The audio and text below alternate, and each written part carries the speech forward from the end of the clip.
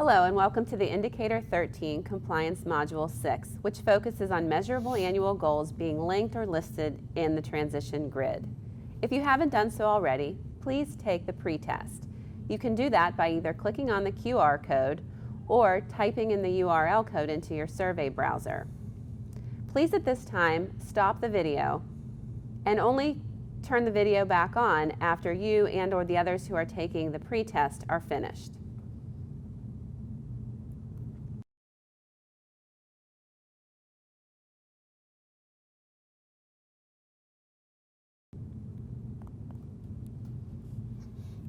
Hello and welcome to the Indicator 13 Compliance Module 6, which focus on whether or not measurable annual goals are either linked or listed in the transition grid. The purpose of the Indicator 13 Compliance Module series is to enhance practices for writing compliant transition-based IEPs and to broaden the foundation for effective practices related to Indicator 13 of the State Performance Plan.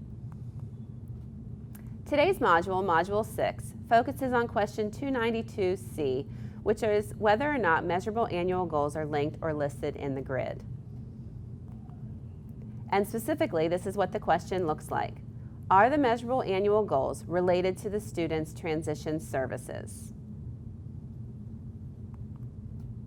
Let's first talk about what measurable annual goals are. They are measurable estimates of expected student outcomes in an IEP year based on the student's present levels of academic achievement and functional performance and anticipated rate of learning. For students aged 14 through 21 in the state of Pennsylvania, every measurable annual goal and short-term objective should support the student's post-secondary goal. And what this means is they really shouldn't be working on anything that isn't helping them get to the next phase of the student's life post-high school.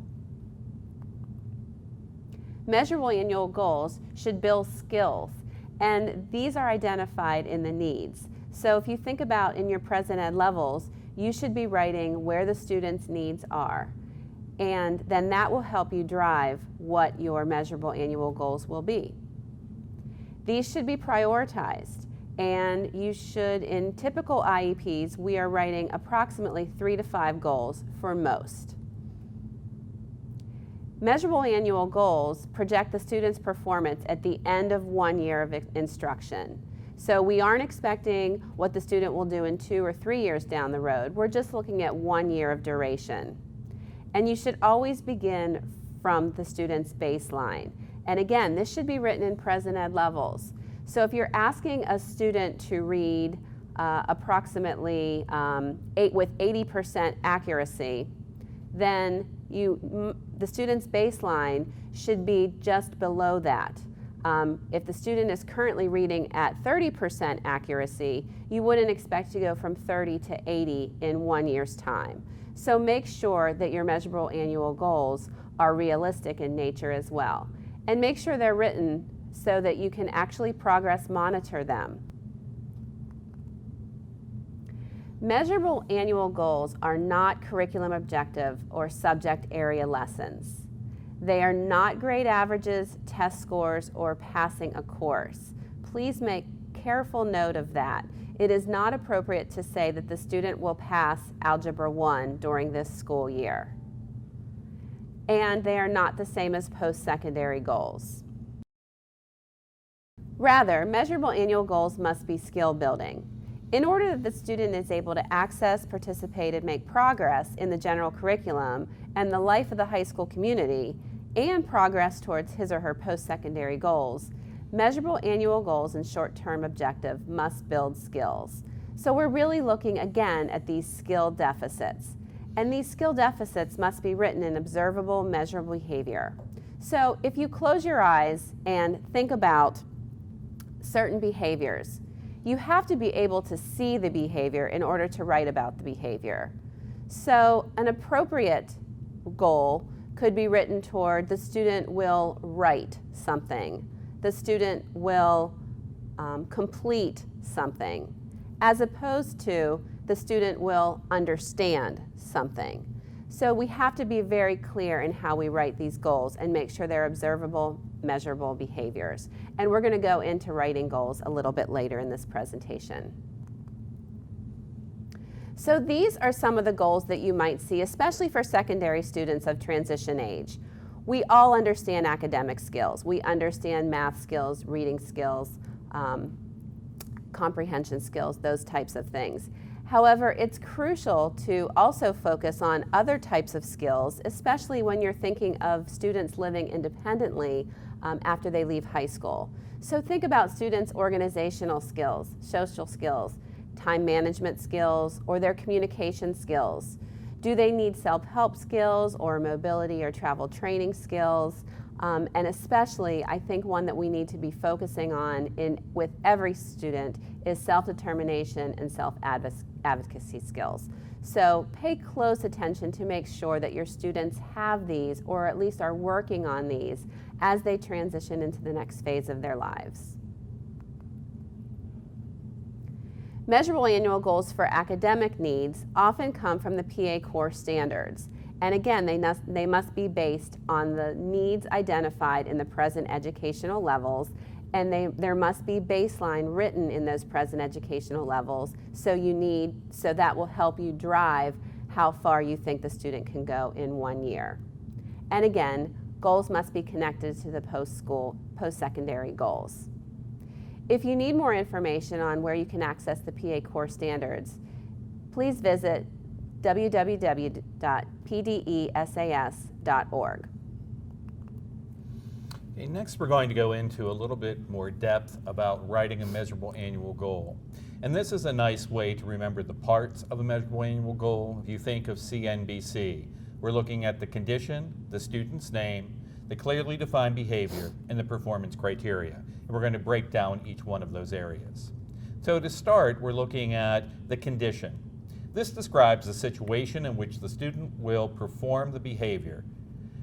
So we're looking at any accommodations they may need, any assistance provided to them or during the time that they're working on that goal. It also describes the materials that will be used to evaluate the learning and the setting where the learning may take place. So these are some examples of condition. So during lunch breaks, given a picture checklist, given a two-step direction, given a grocery list, using an alarm feature on their cell phone to know when to finish a task. The next area is looking at the student's name. And while this really seems like this should not be a problem, oftentimes this does become an issue because folks will use the copy-paste feature, for example, when they're doing a document on their computer. And sometimes they forget to change the name or the pronoun. Really be careful about that. When we read IEPs, especially if the family is sitting there and you're going over your IEP meeting, you really don't want to have somebody else's name in that particular student's IEP or have the pronoun incorrectly written. The next area that we look at is the clearly defined behavior. And Paula mentioned this a couple of slides ago, but when we look at clearly defined behavior, we recommend using the PA core standards as the basis. But as Paula mentioned, some skills may not be found here, especially when we're looking at some functional skills, employment skills.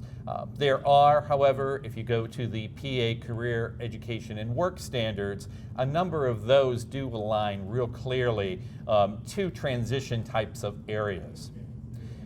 When you're clearly defining the behavior, you're describing the behavior in measurable, observable terms.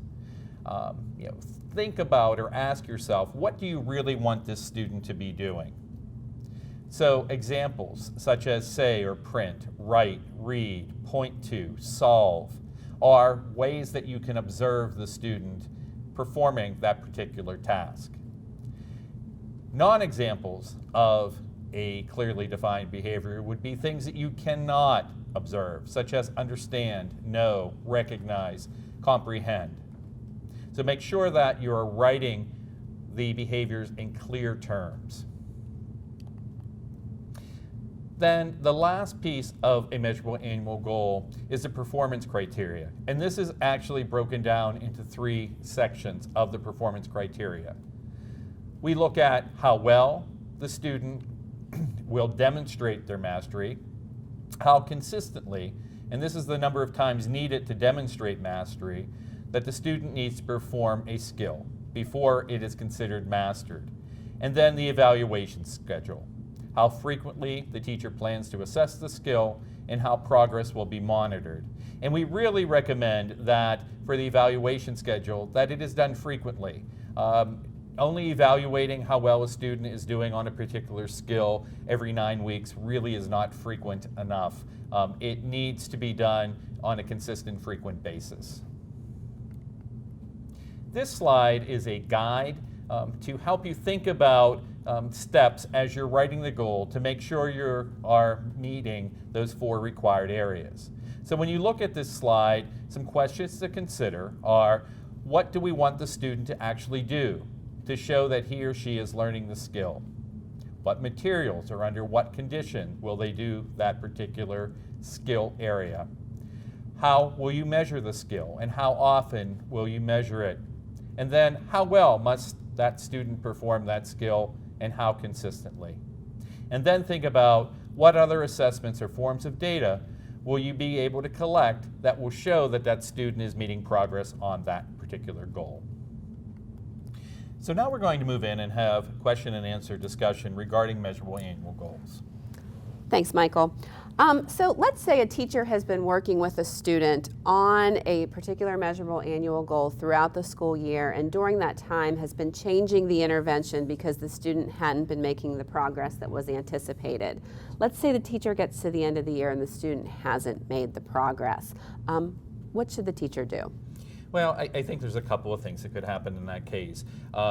The goal shouldn't just be dropped without some type of consideration. So I think they may look at adjusting the performance criteria for that goal, possibly look at other adjustments to the components of that measurable annual goal to see if that is still the most relevant for that student. Okay, thanks. How should a team prioritize those measurable annual goals for students? And that's a question that we frequently get, and I think that if we, especially for kids that are 14 to 21, keeping in mind what those post-secondary goal areas are. So what skills is that student going to need to go on for further training, either a college or a training program after school or employment? Then take a step back and see, all right, what are we working on now with that student, and then prioritize those measurable annual goals.